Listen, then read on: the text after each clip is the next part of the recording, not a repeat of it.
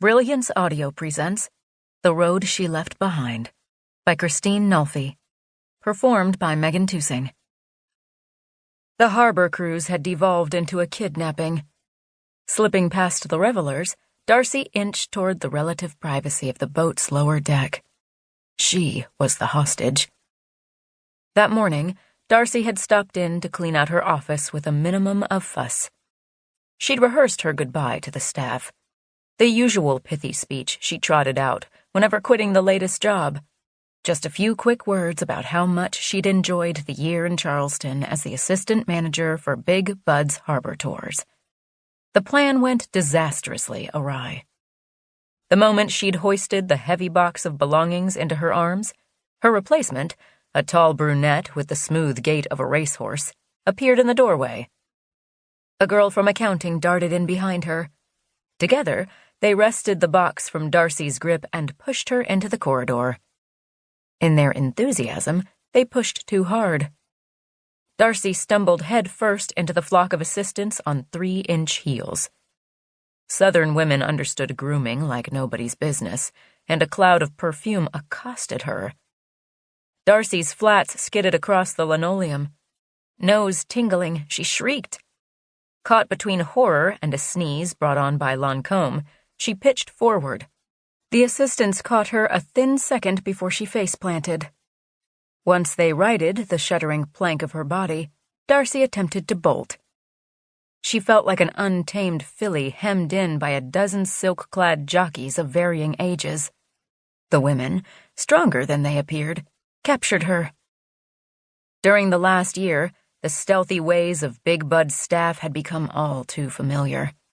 Oh, the women meant well as they bypassed common courtesy and U.S. law to scroll through employee files, gathering information with the zeal of hostesses planning a gala.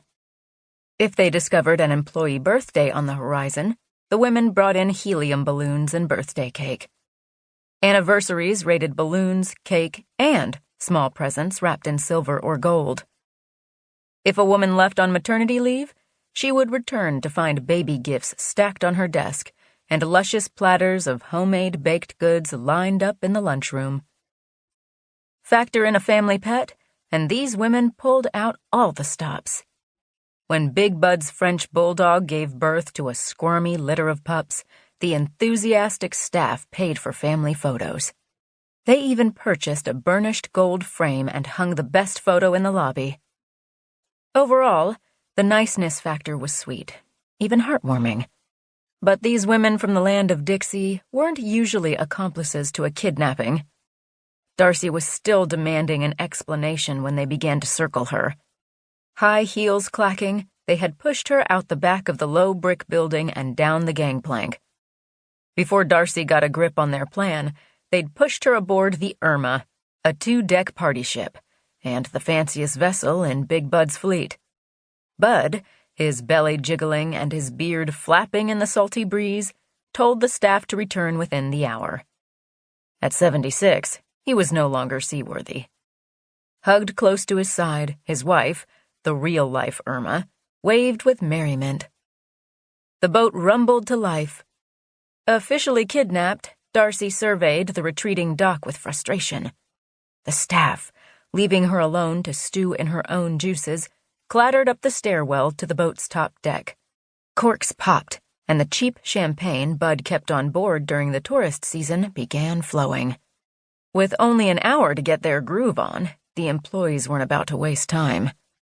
To the east, a container ship carved a ponderous swath as it lumbered toward Charleston Harbor.